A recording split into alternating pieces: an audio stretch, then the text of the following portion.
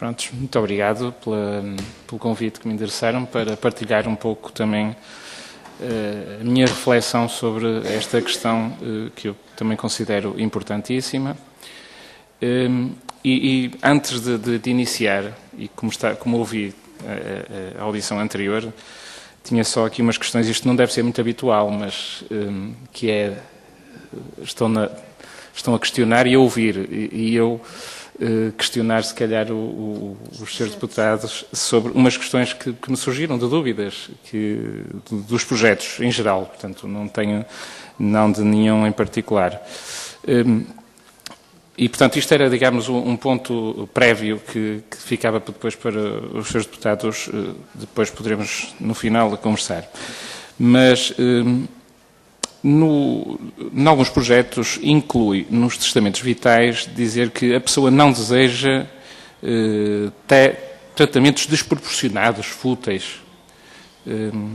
Isto é má prática. Na minha opinião, e dizer num testamento vital e assumir num projeto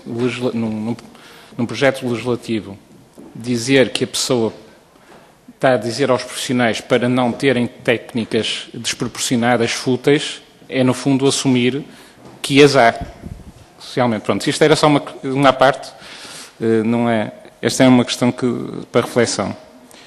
Depois, há outra questão, há alguns projetos que dizem assim, não receber informação, também pode incluir que não receber informação sobre o seu estado de saúde no caso de prognóstico fatal. Fez-me confusão. As diretivas antecipadas ou testamento vital são ativadas quando a pessoa não tem capacidades cognitivas. Portanto, não está com... Portanto, se já quando a pessoa está consciente o direito à verdade e o diagnóstico não é comunicado, eu não estou a ver como é que, quando a pessoa está em coma ou num estado de demência, alguém lhe vai comunicar que tem um prognóstico fatal. Foi esta a interpretação. Perdoem-me se estou a ser ousado, mas é para reflexão. A questão também dos procuradores. Alguns projetos dizem, ou pelo menos um projeto, são dois, se não me falha a memória, dizem que não podem ser procuradores os profissionais de saúde. Um diz que é os profissionais que estão no ativo, naquela situação, os profissionais de saúde que estão envolvidos na prática de cuidados daquela pessoa em particular. Há um que diz que é os profissionais de saúde. Isto levanta-me um problema em particular, até no meu caso, gostaria que o meu procurador fosse a minha esposa, que também é profissional de saúde, o que não estou a pensar que outro procurador poderia encontrar, mas a pessoa indicada já, portanto, isto coloca questões práticas. Já agora, nas exceções para os procuradores de saúde, de cuidados de saúde, e como é a questão das incompatibilidades, se calhar valeria a pena refletir sobre estas exceções. Quem é que não pode ser? E quando colocaram profissionais de saúde, provavelmente também não se lembrariam dos agentes funerários. Se calhar é uma área... Eu digo isto porque no Código Deontológico dos Enfermeiros aparece exatamente isso. Quer dizer, eu não posso ser enfermeiro e simultaneamente agente funerário. É uma incompatibilidade que está lá explícita, não é? Isto pode ser um bocado, assim, anedótico, mas são as incompatibilidades que estão lá elencadas, não é? Portanto, se calhar pensar quem é que não pode ser procurador de cuidados. Bom... São umas reflexões sobre os projetos em geral, nenhum em particular, para não ferir suscetibilidades de nenhum projeto, que eu acho que eles são importantíssimos para a sociedade. Bom, eu tinha aqui um contexto, que era o contexto das problemáticas éticas na prática clínica, portanto, aquilo que os profissionais, com especial ênfase para a parte médica e a parte de enfermagem, os que estão na prática clínica hospitalar, se debatem diariamente ou quase diariamente com estes problemas, que é os problemas de medidas de suporte vital, iniciar, não iniciar, suspender, a alimentação e a hidratação artificiais, pronto, isto está sempre quase em voga, a implementação de alguns tratamentos proporcionados, que uns consideram desproporcionados, outros consideram apropriados, e temos aqui problemas éticos importantíssimos, o exercício da autonomia, no caso das pessoas que estão com demências, com estados vegetativos persistentes, quem é que decide? É a família, é os profissionais, portanto, isto são problemas. E também a comunicação da verdade. A comunicação da verdade também é um problema que está muito em cima da mesa, porque há, por norma, uma negação da comunicação dessa verdade. Geralmente é comunicado aos familiares e à própria pessoa é pouco frequente. Isto, portanto, tem a ver com, digamos, com o nosso historial em termos de saúde, não é?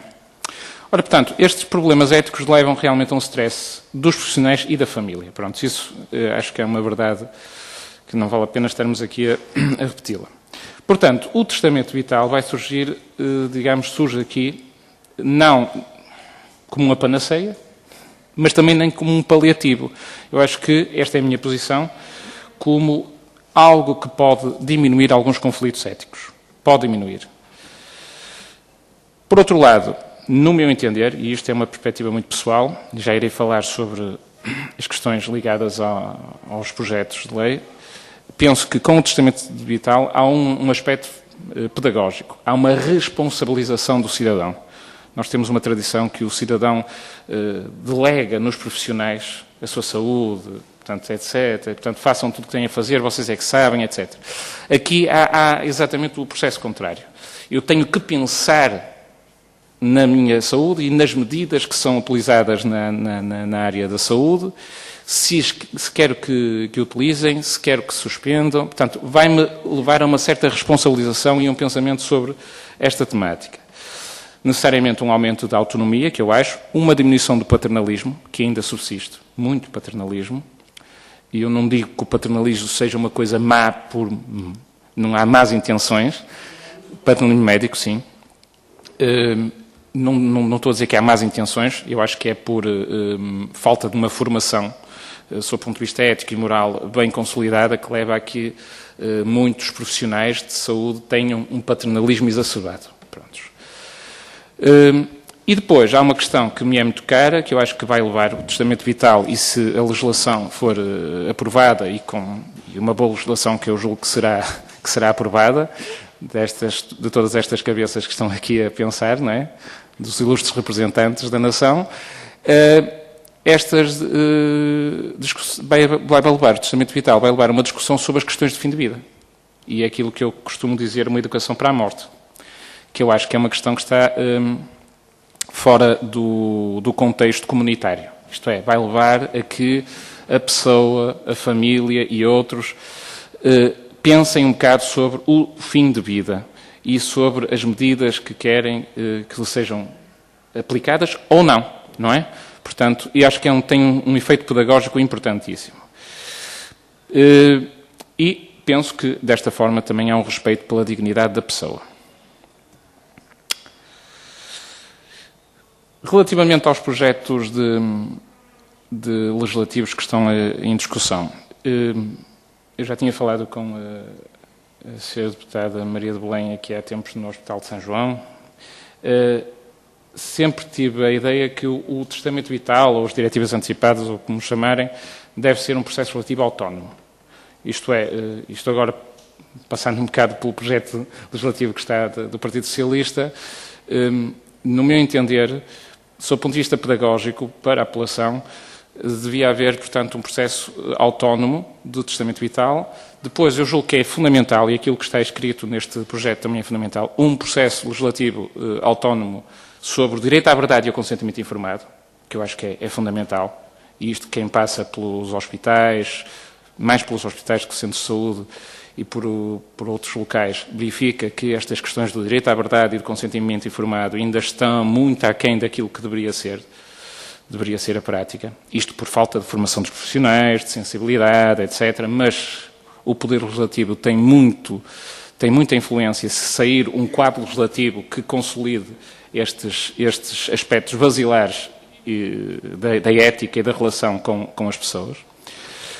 E depois penso que também seria justo, e seria à semelhança do que acontece, por exemplo, na França, um quadro legislativo também autónomo sobre as questões de fim de vida, direitos da pessoa, do fim de vida, etc., que eu acho que, desculpem, se calhar dar aqui uma falsada, porque é uma coisa um bocado ao lado, mas as questões de fim de vida são muito caras, tenho-me debruçado sobre elas e morre-se muito mal em Portugal. Morre-se muito mal em Portugal. Pronto, desculpem lá dizer E, pronto, também vou dar outra forçada, aproveito esta oportunidade, que acho que foi uma perda. Não tenho nenhuma filiação partidária que se julgue, portanto, a não ser a filiação por esta questão dos cuidados de fim de vida. Acho que foi uma perda, em setembro, não haver uma autonomização dos cuidados paliativos da rede dos cuidados continuados. Acho que era fundamental para uma maior dignificação e um desenvolvimento, um empowerment dos cuidados em fim de vida, que estão a ser desenvolvidos, é a realidade, mas estão muito aquém, muito aquém. Era preciso realmente darmos ao cidadão maiores meios para que haja uma dignidade no seu fim. Posto isto, as instruções do testamento vital que estão relativas, portanto, aos tratamentos que deve receber ou recusar no fim de vida, o que alguns projetos apresentam é só sobre as questões do fim de vida. Portanto, daquilo que eu li, do fim de vida. Eu sou da opinião, pronto, aqui partilho um bocado a ideia da professora Laura Santos, que deve ser mais abrangente. Portanto, outras situações que me parecem que podem ser tipificadas, estados vegetativos persistentes, doenças degenerativas do sistema nervoso, em estado avançado. Portanto, eu acho que se pode tipificar ou elencar um conjunto de situações que vão para além daquelas que são nitidamente do fim de vida. E isto tendo em conta também as experiências, por exemplo, do caso da Andaluzia, não é? O formulário da Andaluzia, ao lê-lo pela primeira vez, não me causou nenhum problema e julgo que é elucidativo, elencando as situações patológicas que estão subjacentes e que vão para além destas de fim de vida só. Depois, também advogo, e a minha opinião, portanto, é que haja um formulário. E um formulário porquê? Pelo pragmatismo do formulário e pela acessibilidade. Isto é, eu com isto não estou contra as pessoas que queiram fazer um testamento vital ou uma diretiva antecipada de discurso livre. Mas, se estamos a pensar para toda a população e para todo o cidadão, portanto, há naturalmente aqueles que têm capacidades de escrita e de reflexão com muito mais avançados e aqueles que não têm essa capacidade, mas que gostariam de fazer uma diretiva antecipada, tinham pensado e não sabiam como fazer. Portanto, parece-me que um formulário, como eu digo, quer dizer, o de Andaluzia é aquele que eu me revejo mais, este Andaluzia, que revejo como profissional, muito de uma coerência muito boa. E, portanto, levaria a que as pessoas acedessem a esse tipo de formulário. Era muito simples, seria um formulário, porventura, se calhar online, e que depois seria um ato individual, testemunhado, como alguns projetos apresentam com testemunhas, quer dizer, tem que haver testemunhas de que aquilo foi feito sem coação, com liberdade, não é? Já a presença, que alguns advogam, da presença de um médico, profissional de saúde, mas o médico, não me parece. Eu acho que pode enviesar o processo. Deve ser optativo ou, no próprio projeto, poderá ser dita à pessoa, ou poderá ser aconselhada à pessoa, que após um processo de profunda reflexão, possa ou deva também pedir aconselhamento. Mas esse aconselhamento não pode ser obrigatório. Não é? A declarar, peço desculpa, sim, a declarar. Esta obrigatoriedade ou isso de declarar, etc., eu acho que os profissionais de saúde devem... Isto é um ato muito individual, de reflexão individual, na minha perspectiva, e dos 7 anos que tive de experiência de trabalhar num serviço de medicina de um hospital central, e vendo alguns casos clínicos dramáticos, e conversando com alguns colegas da prática, etc., e mesmo colegas, estou a falar colegas enfermeiros, mas colegas médicos, muitos deles acharam que não era a necessidade de ter um médico ou de profissional, sim como aconselhamento, que as pessoas saberem, pedagogicamente interessante, e a pessoa deve fazer uma reflexão profunda, mas não como obrigatoriedade, ou mesmo estar lá escrito, não me parece. Pode até enviesar. O notário, Pronto, esta é a questão que eu não sou da área de Direito, portanto, provavelmente estas questões surgiram mais pela questão da segurança jurídica, do documento, etc, etc, julgo eu. Desculpem a minha ignorância. Pronto, na minha perspectiva, o notário o que é que pode traduzir? Pode traduzir numa diminuição do número de testamentos vitais daquelas pessoas que o querem fazer, porque isto vai acarretar custos, pronto. Isto, falando em termos económicos, penso que vai acarretar custos. Alguém vai ter que pagar a presença do notário. Portanto, isto é uma questão, é uma coisa pode ser muito pequena de pormenor, mas acho que terá influência. Depois, é também mais uma burocracia. Eu sei que as pessoas que desejam efetivamente fazer uma diretiva movem mundos e fundos para a fazer, acredito. Mas temos que pensar no cidadão médio. Ou não é que quer fazer um documento, mas não quer estar com burocracias, com muitas coisas, quer fazer um documento válido e que respeitem, e portanto, provavelmente, tenho que ir ao notário, tenho que fazer isto ou aquilo. Parece-me muito, mas isto é uma percepção pessoal, entendam? Não é uma crítica à questão notarial, não é? Muito menos aos notários em si. Não é? Portanto, no meu entender, o testamento vital poderia ser um formulário online, portanto, que daria para as pessoas imprimirem em casa, tê-lo em casa, refletir sobre ele. Poderíamos fazer a assinatura do formulário no centro de saúde ou outra entidade da saúde na presença de 2 testemunhas. Eu estou a pensar nas questões do renda, portanto, do Registro Nacional de Não-Dadores. Aliás, comunico que os formulários do Registro Nacional de Não-Dadores não existem nos centros de saúde. Andei a fazer uma pesquisa, telefonei para os centros de saúde a perguntar, não dizendo que desejava ser não-dador, mas que queria ver-se os formulários. Ninguém sabe deles. Portanto, há aqui uma falha do Estado em pôr isso disponível para os não-dadores. Portanto, à semelhança do Registro Nacional de Não-Dadores, poderíamos ter um ato num centro de saúde, com alguém que estava destacado, ou noutra entidade, em que a presença de 2 testemunhas a pessoa faria a sua diretiva antecipada, o seu testamento vital. Depois, esse formulário seria enviado para uma base de dados, sob a alçada necessariamente do Ministério da Saúde, que é o que dizem, e depois o acesso, acho que estaria, a questão do acesso e da questão eu acho que estaria sempre disponível, na minha ótica, sempre disponível aos profissionais a quando de um internamento da pessoa em instituição hospitalar. Isto porquê? Porque as situações que estão ali tipificadas podem ocorrer mesmo para numa situação, numa simples cirurgia programada. A pessoa pode ficar em estado vegetativo, pode ter uma situação. E a diretiva pode ser ativada, no meu entender. Portanto, sempre que houvesse internamento, estaria essa diretiva disponível. Isto é uma forma mais pragmática. À semelhança do que acontece nos Estados Unidos, não é? Que são os profissionais que, quando a pessoa entra, comunicam, em alguns estados comunicam, que tem direito a fazer uma diretiva antecipada, a fazer um testamento vital, e a pessoa, na altura e naquele momento, faz. Ora, nós, como não estamos a pensar nestes moldes, estamos a pensar que há uma diretiva anterior, neste caso seria ativada sempre que houvesse o internamento. E, claro, isto estaria sujeito ao sigilo profissional, como todo o processo clínico, portanto não haveria aqui qualquer problema sob esse ponto de vista.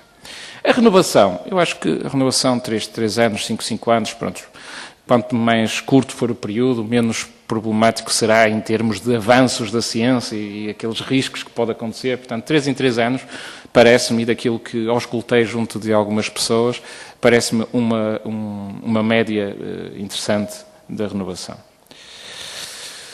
O formulário, portanto, que alguns... que na minha ótica poderia corresponder a uma forma mais pragmática e acessível à população, seria um formulário que poderia ter estes ou outros itens, mas um formulário que diria critérios e valores, que é a percepção da pessoa sobre a qualidade de vida e a dignidade. O que é que a pessoa pensa sobre a qualidade de vida? Para mim, a qualidade de vida é isto. Se me amputarem as pernas, para mim não é qualidade de vida. Eu não consigo conceber a minha vida sem as pernas. Isto já aconteceu em algumas situações clínicas, no hospital, e lembro-me de alguns doentes ficarem extremamente revoltados com essas situações da amputação e depois até desesperarem, quererem morrer, porque não conseguiam conceber a sua vida, eram pessoas já idosas, já com uma certa idade, não conseguiam viver com aquela amputação. Também não nos foi comunicado nada, houve aqui processos de falta de comunicação da verdade, etc, etc. Este é o problema fundamental, é fundamental. A verdade e a comunicação da verdade. Portanto, critérios, valores, portanto, à semelhança do que tem aqui o da Andaluzia, depois, se quiserem, poderei deixar. Portanto, critérios, valores... Sim. Sim. Podem ficar, sim. Situações clínicas a atender. Portanto, as situações clínicas em que as pessoas, portanto, em que eu quero que acatem as minhas ordens, é uma situação em que tenho uma doença avançada, é uma situação em que estou com doença de Alzheimer, doença degenerativa em estado avançado, irreversível, porque isto tem sempre a questão da irreversibilidade. Devido ao estado da arte, diz que é irreversível. Não temos mais nenhum. Portanto, isto não são situações assim, tenho Alzheimer por ter Alzheimer. Não. Tenho uma situação de Alzheimer e, no momento, é irreversível. Não há terapêutica que possa dizer assim, podemos reverter este quadro. Não. Simplesmente há a possibilidade só de um milagre. Portanto, essa situação nem é contemplada. Não é? Depois, instruções a respeitar, que são as relativamente a reanimar ou não reanimar, ou suspender os atos de reanimação, não é? As questões da alimentação e a hidratação artificiais. Atenção que aqui não falamos na alimentação nem hidratação entérica. Portanto, isto que se cautela, porque as pessoas depois misturam, porque há quem considere, e pronto, eu também tenho uma opinião, que a alimentação entérica, digamos, pelos nossos meios, pela boca, pelo tubo digestivo, o normal, que é uma situação de um cuidado básico da alimentação normal, e, portanto, essas não são contempladas. O que estão contempladas são as artificiais, a situação da alimentação. Sim. Era uma clarificação, até sem qualquer tipo de a questão de determinada situação ser indicada como cuidado básico não pode ser desarticulada da questão da proporcionalidade. Mesmo a questão do cuidado básico pode-se revelar profundamente um malefício grande para um determinado doente. Sim. Portanto, em determinadas circunstâncias, não é preciso dizer, é na linha daquilo que a professora há bocado estava a dizer, que determinado cuidado é básico que ele passa a ter que ser feito. Porque ele tem sempre que ser ajuizado, básico ou não básico, dentro da questão da proporcionalidade de meios. E determinado tipo, muito menos para os cuidados básicos, mas muito mais para as alimentações artificiais, nós sabemos que elas podem gerar malefício. Se geram malefício, não têm que ser feitas. Muito bem. Isto é a tal interpretação conjunta ou conjugada que tem que ser feita em relação ao código deontológico. Portanto, concordante consigo. Perfeitamente. Não só aqui, muita gente, por desconhecimento, argumenta sistematicamente pela questão dos cuidados básicos. Sim. Doutora Isabel, vai ter que fazer isso quando for a sua altura de colocar questões, senão não saímos daqui. Ótimo, pronto. Isto é tanto ou mais pertinente que aquilo que considera um cuidado básico, só mesmo um apontamento. Por exemplo, a alimentação e a hidratação, mesmo pelas vias normais, pelo nosso tubo digestivo normal, não é? Pode ser um cuidado desproporcionado. Portanto, um doente numa fase terminal, que está com uma ascite enorme, etc., quer dizer, nós a alimentá-lo estamos a provocar mais dano. A prolongar o sofrimento e a provocar mais dano. Isso tenho a noção plena da minha prática, mas que é muito complicado, mesmo com os profissionais, chegarmos a acordo. Se eu acho que não devo alimentar aquele doente, porque está no seu fim, há outro que vem dizer que eu estou a ser desumano, porque devo alimentar. Isto são situações da prática, do dia-a-dia, que acontecem com os profissionais, não há às vezes consenso, não é? E, portanto, estava a dizer, instruções a respeitar.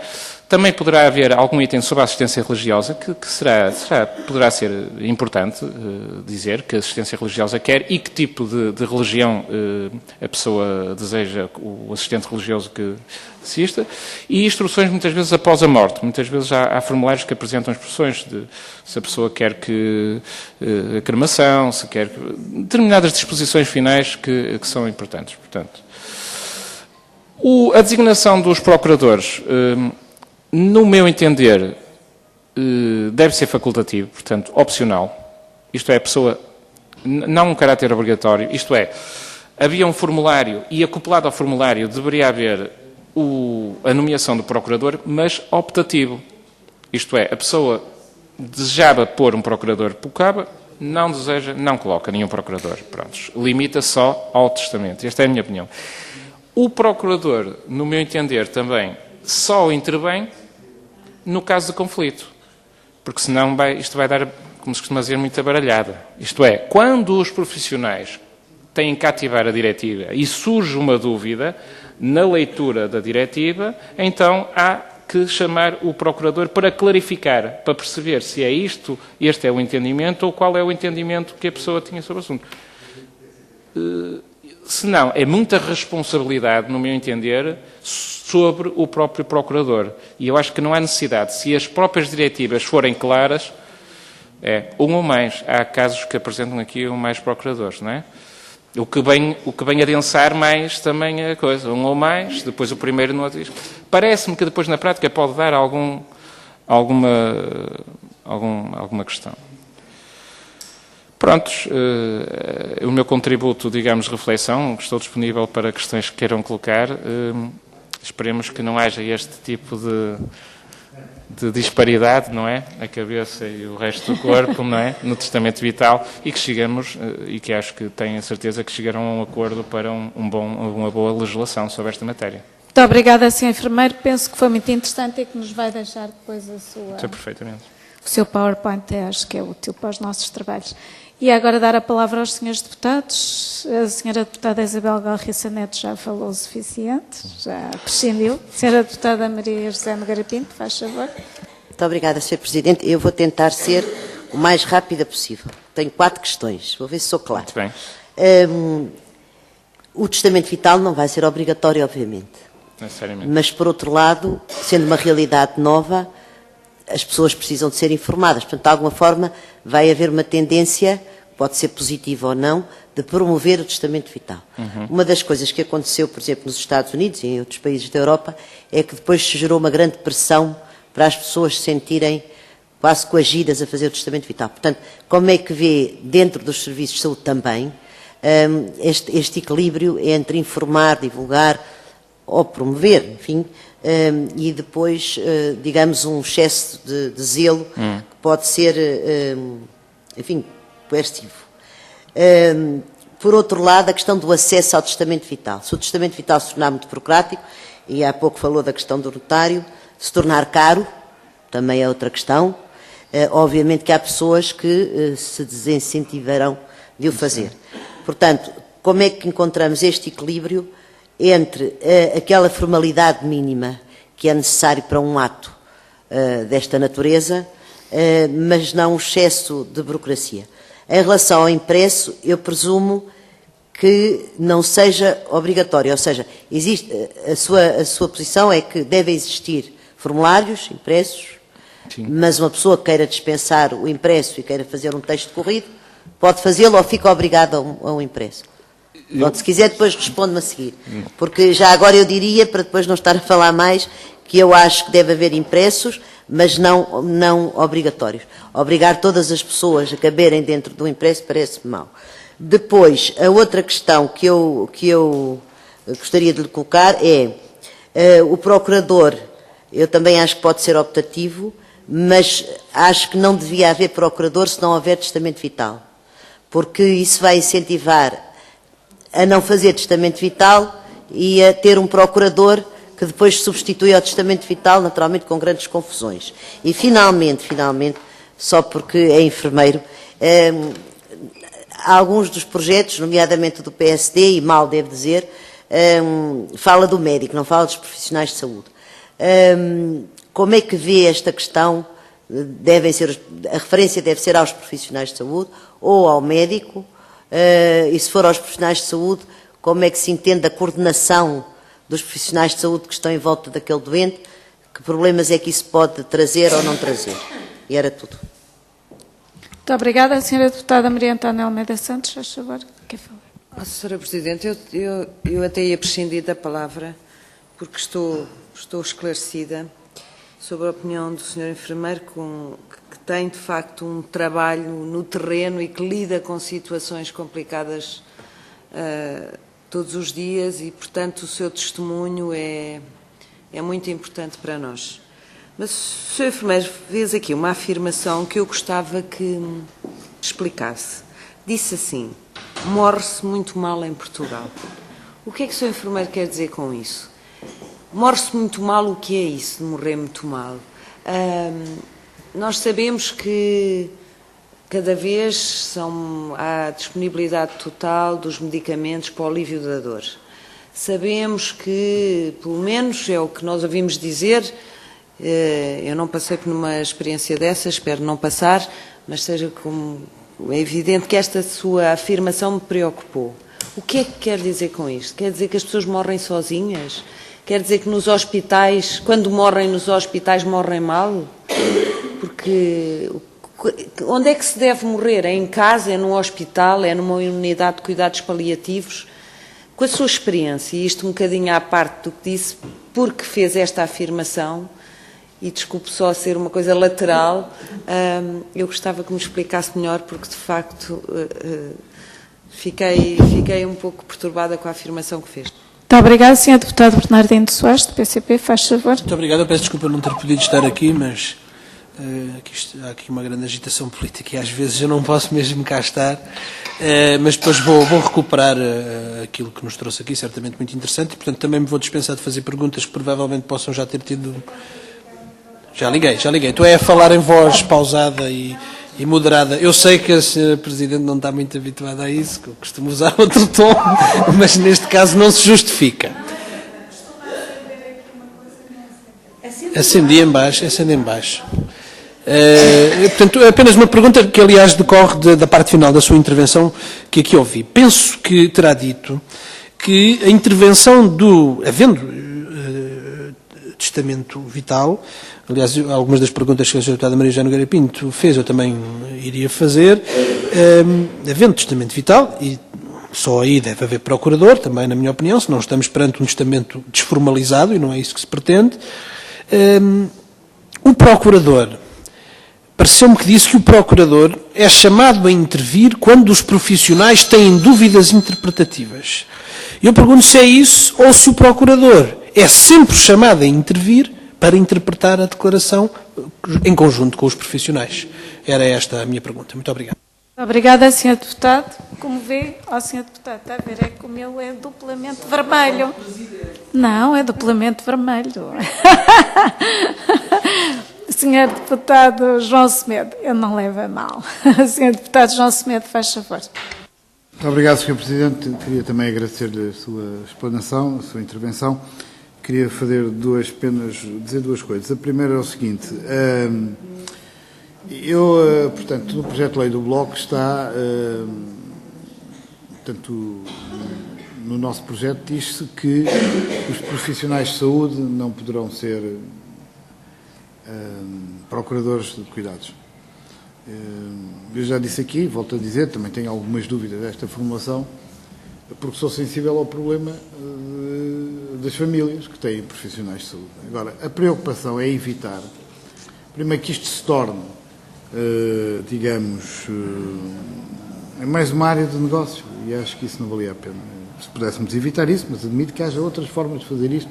Portanto, não acho que a solução que está no próprio projeto do Bloco seja perfeita. Em particular, sou de facto muito sensível a essa questão, o seu próprio caso que indicou. Não é? Pronto. Segundo, um quadro legislativo sobre o fim de vida. O problema é que um quadro legislativo sobre o fim de vida gera maiorias diferentes. Quer dizer, um quadro legislativo sobre o fim de vida vai legislar sobre matérias e questões muito diferentes. E para cada questão provavelmente haverá uma maioria. Portanto, isso torna-se muito difícil. Eu acho que, apesar de tudo, a Assembleia tem dado alguns passos, não é? Que têm, de alguma forma, vão procurando resolver aquelas que são as principais questões que se colocam neste âmbito do fim de vida. Não todas, naturalmente, mas, por exemplo, se nós quiséssemos fazer um processo, imagine, um projeto de lei que tratasse, um quadro legislativo que tratasse de, por exemplo, morte assistida, testamento vital, cuidados paliativos, isto, aquilo e aquilo outro, eu tenho a ideia que nunca o conseguiríamos aprovar.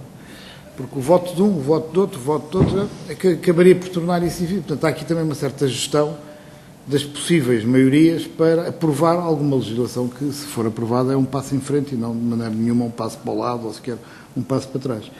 E, portanto, era só essas duas questões, mas acho que foi tão esclarecedora a sua intervenção que acho que não vale a pena estar a fazer perguntas para as quais já temos a resposta. Muito obrigada. E eu ia passar a palavra ao Sr. Enfermeiro para responder, se faz favor. Ora bem, se calhar vou só começar, desculpem as senhoras, mas porque está mais recente, eu é que me fiz, portanto, se calhar a forma como o expressei não levou a um bom entendimento do Sr. Deputado e se calhar também dos restantes membros daqui desta, que senão depois não houve. Sr. Deputado João Semedo. Não, se calhar não entendeu. Eu é que não me expressei bem. Ou se quando eu disse um quadro relativo sobre o fim de vida, não foi necessariamente para legislar sobre a eutanásia ou o suicídio. Não vinha isso. Isto vinha na senda daquilo dos cuidados paliativos, dos direitos das pessoas, do fim de vida, dignidade, etc. Daquilo que tem, mais ou menos, a lei francesa, que tem direitos dos doentes e o fim de vida. Isto não um quadro, porque se, eventualmente, até que eu pessoalmente, por exemplo, não me choca nada a disponibilização da eutanásia. Não me choca. Eu pessoalmente não conseguiria aderir a uma disponibilização da eutanásia. Mas sou eu. Mas não me choca que outras pessoas adiram a esse projeto. Não tenho nada contra. Portanto, nesta forma de tolerância, perfeitamente, ok. Não conseguiria, era eu eutanasiar ou ser chamado a eutanasiar, quer dizer, porque já havia muitos processos de morte, e, portanto, era num processo de empowerment da pessoa que está em fase final de vida. Portanto, um processo legislativo que desse mais vigor à pessoa. Exatamente, às pessoas que estão no fim de vida, que eu acho que é um grupo vulnerável, muito desprotegido. E que, no fundo, em última instância, somos todos nós. Nunca saberemos, não é? No que nos pode tocar. E depois, e indo um bocado àquilo que a senhora deputada me está a perguntar sobre morre-se mal, é que o que está a acontecer atualmente, com algumas exceções, naturalmente, que os cuidados paliativos estão a dar uns passos, é que temos pessoas que morrem com falta de analgesia, com dor. E vai dizer, é os profissionais que não têm. Isto é verdade. Nos nossos hospitais, atualmente, temos processos de pessoas com processos cancerosos, etc., que são mal analgesiadas. E depois, o seu problema da analgesia ainda podem-se atuar nos hospitais, pontualmente, aqui, e a pessoa vai com controle da dor. Mas depois, na retaguarda, quem é que presta cuidados a este doente que tem 2, 3 meses de vida? Ninguém. Quem presta cuidados é o Serviço Nacional de Saúde, que não tem pessoas com formação específicas ou equipas com formação específica para o fim de vida. Porque isto eu acho que as pessoas não entenderam que a questão dos cuidados paliativos é uma especificidade. Eu, pessoalmente, se tiver...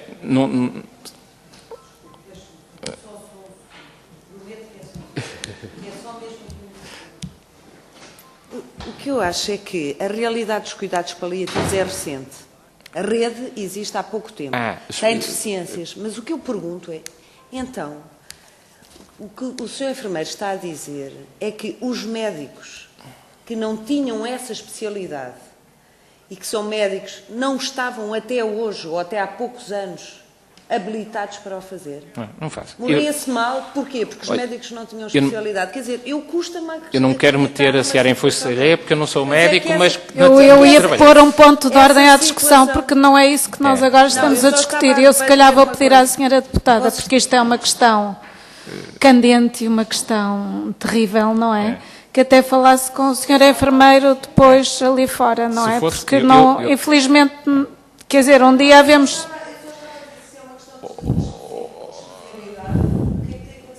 Sr. Presidente,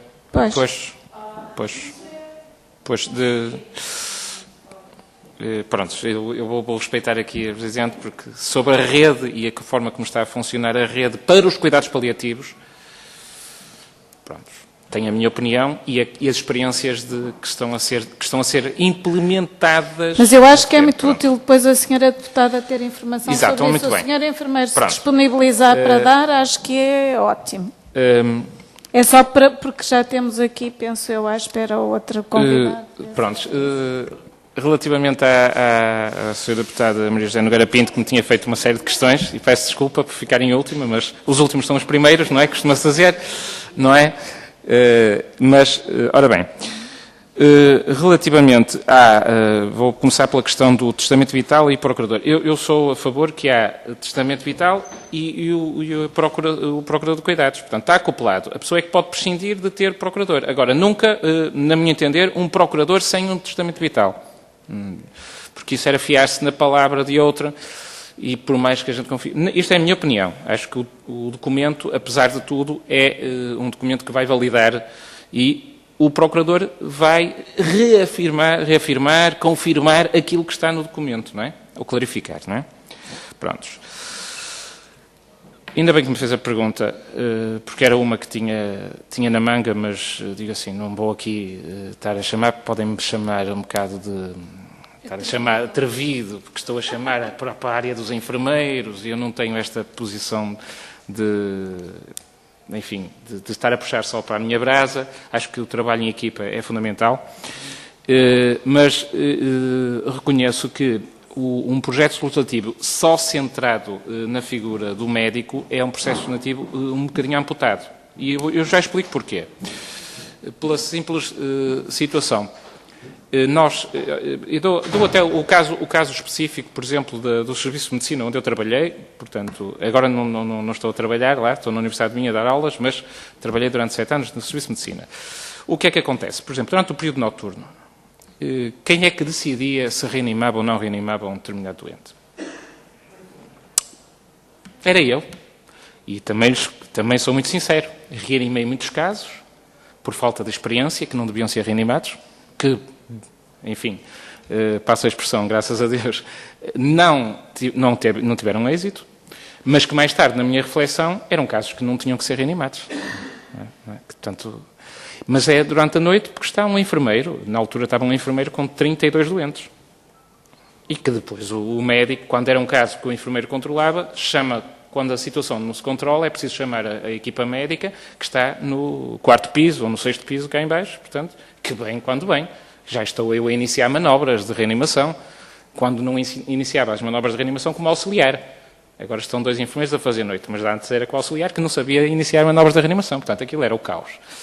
Enfim, mas pronto, quero dizer, só por essa questão, que quem tem que ativar uma diretiva antecipada, ou pode ser efetivamente outro profissional, eu acho que o projeto deve ser mais incluso, digamos, colocar os outros profissionais, que realmente há aí um projeto que fala que nos outros profissionais, portanto fala no médico e depois a seguir os outros, sem desprimor para os outros profissionais, mas realmente não é, digamos, vinculativo a dizer que os outros profissionais têm que participar. E, aliás, deixe-me dizer, isto até seria pedagógico, porque, por exemplo, numa atitude de reanimação, há sempre alguém que lidera a reanimação, não é? Mas está uma equipa, está alguém que está a fazer as manobras, está outro indivíduo que está a ambusar, está o chefe que está de fora e diz aplica aquilo, portanto, há uma equipa. Há de haver alguém que diz assim, já chega. E há uma pessoa que costuma dizer isto, estão todos de acordo? É porque se houver alguém que não está de acordo em terminar a manobra de reanimação, essa manobra deve ser continuada. Até chegarmos a um acordo. São mais 2 minutos, mais 3 minutos. Porque lá está, as pessoas podem estar de acordo. E aqui é que funciona a equipa. E eu acho que isso é perfeito. Aliás, que é uma metodologia que, infelizmente, e eu falo agora, falando um bocado para a minha área, não se tem trabalhado muito, que é o trabalho em equipa na área da saúde, que só tinha benefícios para a parte médica e para a parte da enfermagem. E o mais beneficiado era o doente, portanto, na questão de comunicação. Portanto, eu acho que o projeto deveria, efetivamente, e ainda bem que falou, apresentar os outros profissionais como intervenientes, até para responsabilizá-los pela ativação e da própria diretiva antecipada, não é? Quanto a impressos, é assim, a questão de impresso ou impressos, eu virava-me um pouco mais para um formulário único, com espaços abertos, com possibilidade da pessoa escrever. Porque eu não sei que se depois isto na prática, em termos de base de dados, também vai ser aí vai tornar um bocado confuso. E depois, para a interpretação... Sim, no meu entender, seria o que surgisse de consenso, um formulário de consenso para todo o território. Obrigatório.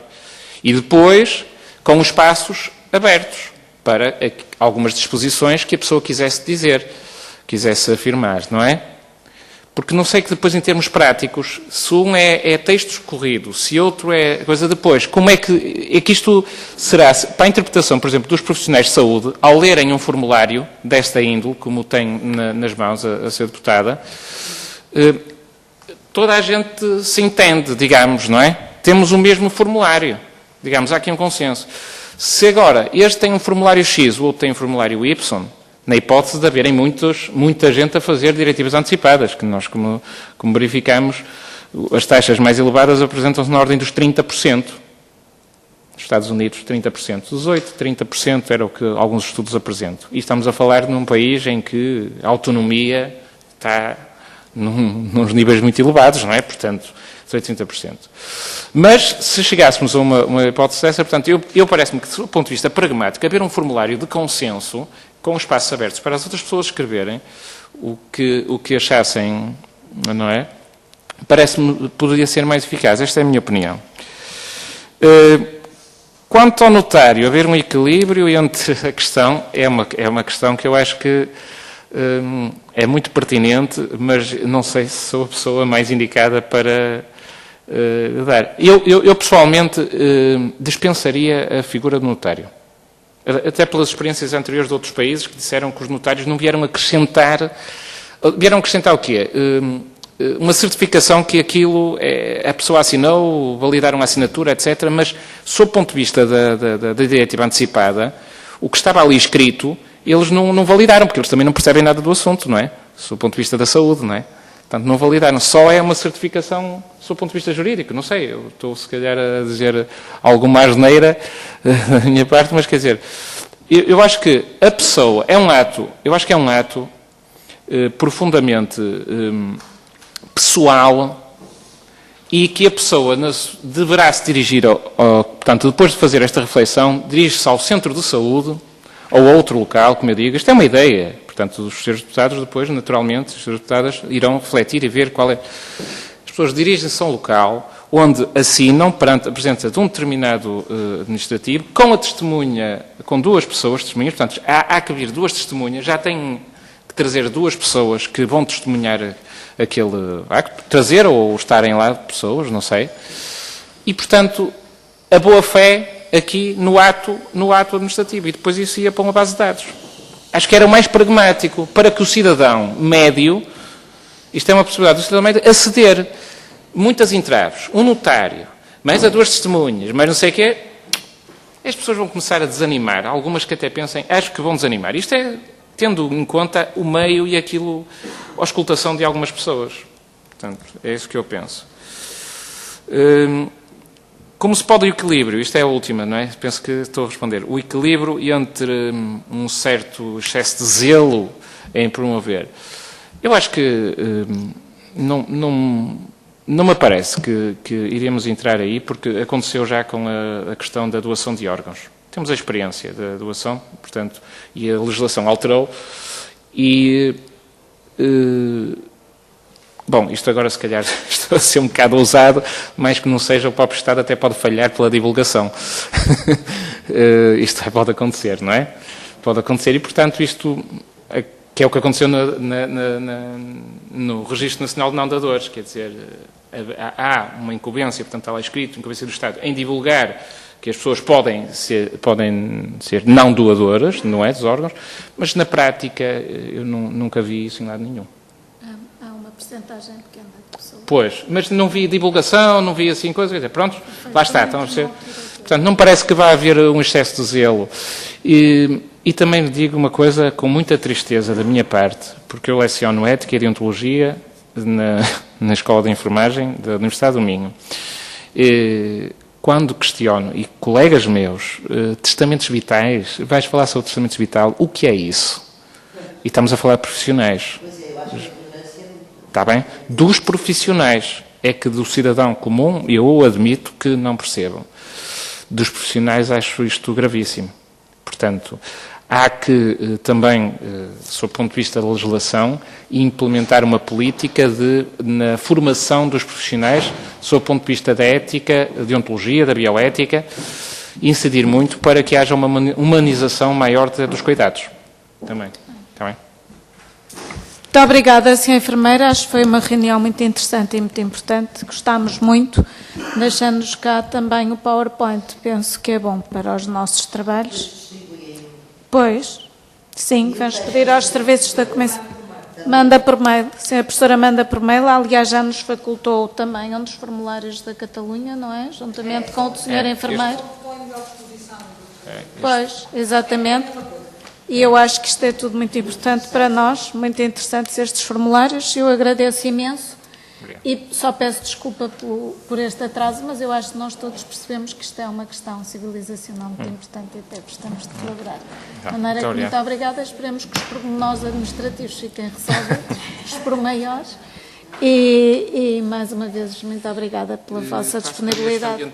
Se calhar é melhor, pode-se passar, doutora Luísa. Se o enfermeiro faz esse favor.